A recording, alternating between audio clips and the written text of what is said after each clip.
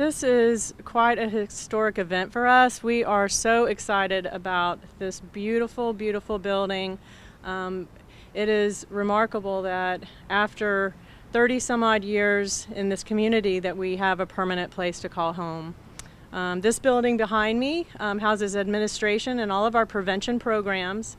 We have a cottage out back that provides all of our clinical staff with a permanent place to provide therapy and counseling to victims of child abuse. And to the west, we have our child protection team that provides all the forensic and medical exams to the abuse victims in our community.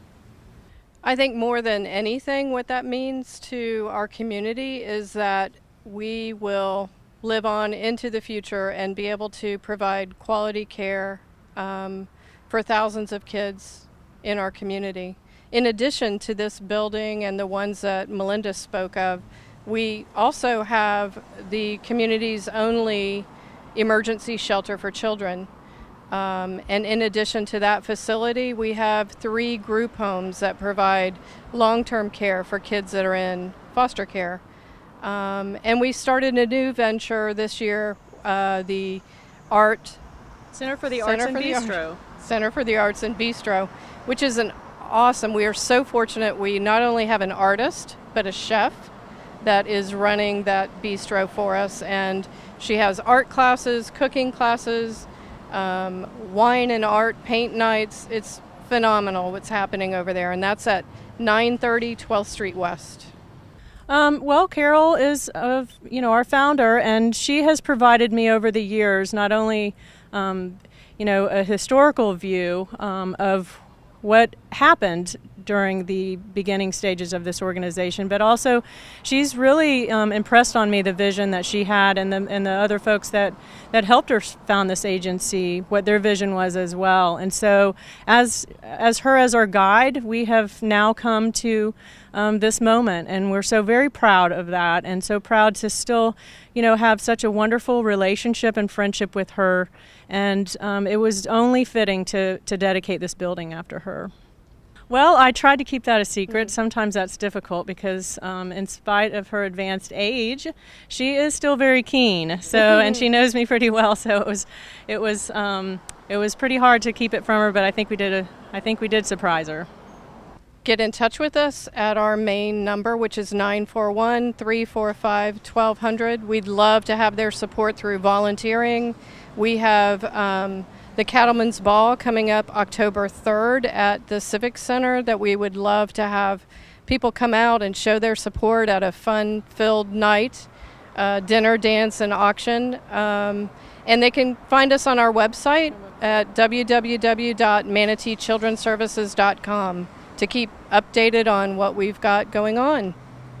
I think this community needs to know and to fully understand that what Manatee Children's Services strives to do is to provide child victims of abuse and neglect in our community with a full spectrum of care, between residential safe place to live, between therapy for child victims, parenting classes for parents working hard to get their kids back. We provide in one campus so many services for our community, and it is specifically for child victims of abuse. Manatee County Schools and Manatee County government have had a long-standing partnership and collaboration for the services for children. I just finished touring this house and meeting Mrs. Chamberlain. It was her vision many years ago, probably over 20 years ago, that saw a need. And in touring this, I went through the different offices, which are set up like little rooms. And if I were a parent struggling with the death of a child, if I were a young parent or even a grandparent that is now trying to raise children, as our families struggle and sometimes get fractured, this is a place of healing and this is a place of hope. And I just walked through lots of rooms with many services. So if you're out there and you hear this and you're having any issues in your family with your children, this is probably should be your first stop here on 9th Ave. They are, and when children can get hope, when families can have hope and healing, children do better in school. When children do better in school, they do better in life. It's just that simple. It's our community that reaches out, and it's just a helping hand from one family to another, and that's what you'll find here. I want to thank everybody for coming today. It gives with great pride that we have this opportunity to do the ribbon cutting today for this building, to say that we actually have a home here in Bradenton. That's not something we're renting, but we have actual ownership of it. We're very proud, and we want to thank you all for coming. Each of you is a vital part of what we do, just by being a party to it and helping us and donating and coming to the events that we have. So we want to say thank you. Now I'm going to have Melinda cut the ribbon.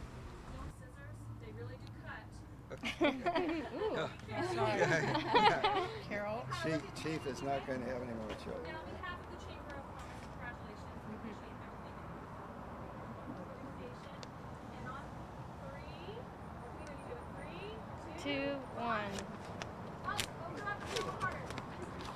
There you go.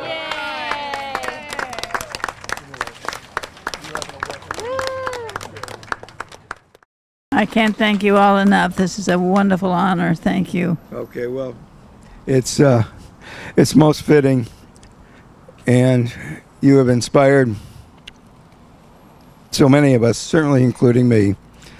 And I think it's been a great privilege to be associated with this wonderful organization. You have great leadership here.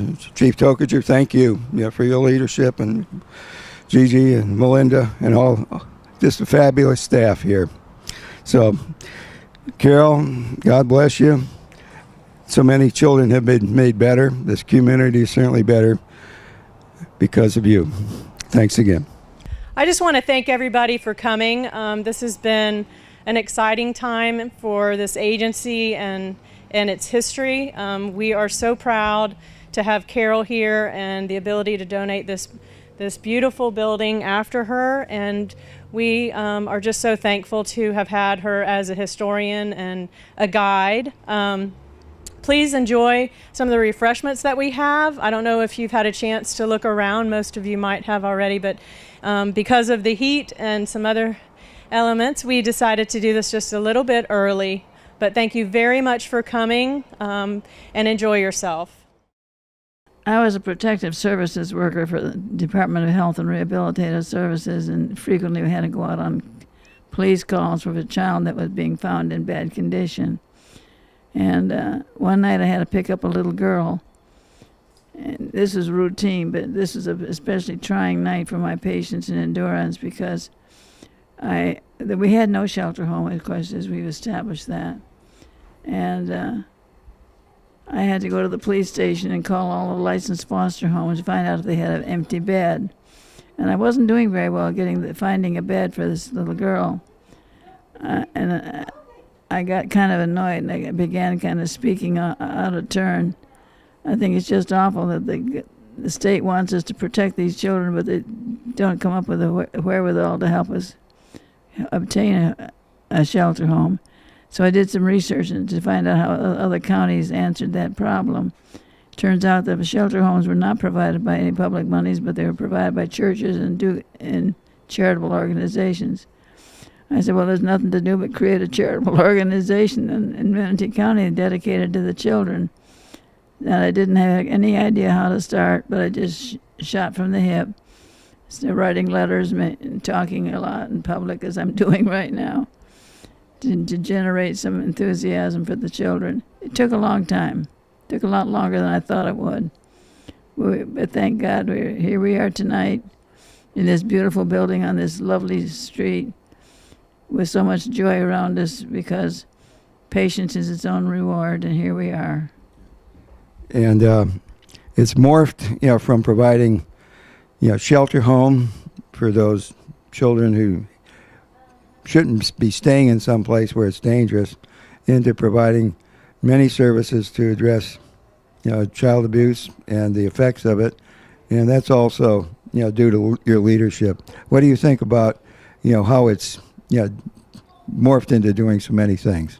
Well, I have to give all that credit to Melinda and her staff, excellent people with total commitment to their tasks.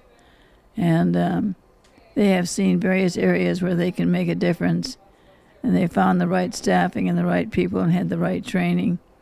And I'm very proud that we haven't really had any glitches or any unfortunate problems over the years. We've been here 35 years now. That's a long time. And I couldn't be more proud of the people who make Manatee Children's Services what it is.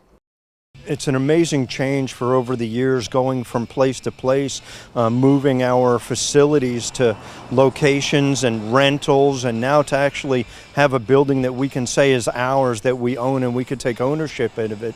And the other facilities around it is just an amazing thing. And to have some of the people here, like Carol Chamberlain, the founder, to have her here and take part in this dedication of this building is just amazing for us, to have somebody that's that passionate about what it is that we've taken on, because we wouldn't be where we are if it wasn't for her. So she's the spearhead that started it. I've been blessed to be a part of this Manatee Children's Services for almost 25 years. I've been the president for 22. I just love the organization and what they do for the children of this community and the surrounding communities. Well, we have the blessing of having people that we've hired on that have been here for many, many years, almost as many years as I've been with the organization. We have our CEO's been here for 15 years, our COO almost 15 years. It's amazing. We don't have a turnover because they love what they do. They're passionate about what they do for the kids, and it makes a difference. And you could see it in them. Everything that they do is to benefit these children and the abused and neglected, and it makes a difference in this community, and people need to know, and they need to actually take part and try and help us out with our organization and our fundraisers, because that's what keeps us going. Emotionally, it's very touching. I'm so proud of the staff here and those who are driving Manatee Children's Services, to help prevent and address the child abuse in our community. And I take many thanks, to Carol Chamberlain, who a long time ago, I was working with her husband on my board of trustees in my church, and she asked me to join with, some other who were visionaries about what could be done in this community to address child abuse and neglect. And I was privileged to work with some great people. Many of them have gone on now, because this was back over 30 years ago. But still, Leon Robinson, Richard Buckle, they were early folks. Reverend John White just passed on. Brian Flynn, who's head of Rolec Academy now. He was on the board with me, was secretary when I was president back then.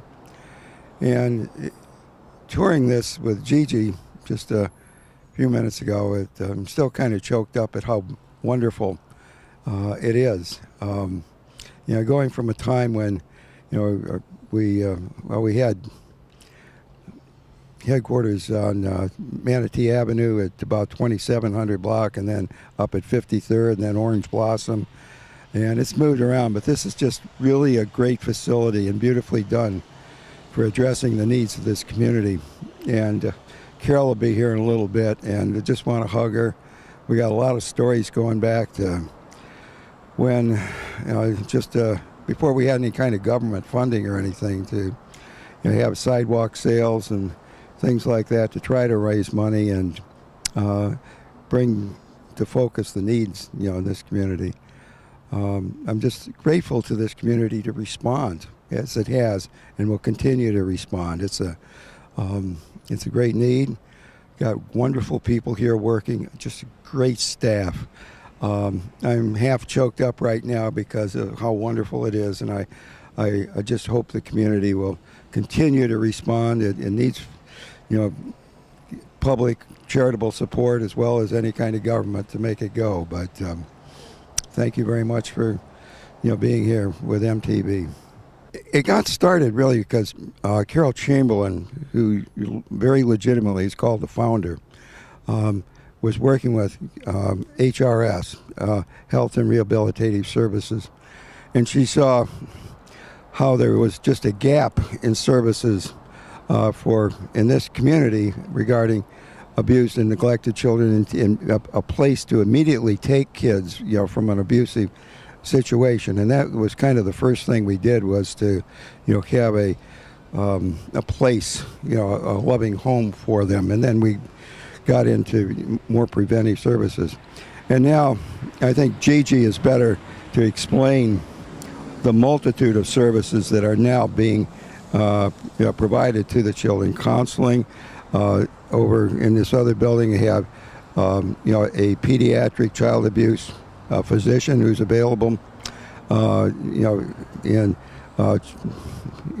particular situations, there's teaching, there's painting, all sorts of things for helping kids, recover, address, the abuse and neglect that occurs. And Gigi and staff are better, able to go into the details, but it's a wonderful, wonderful organization. Thank you.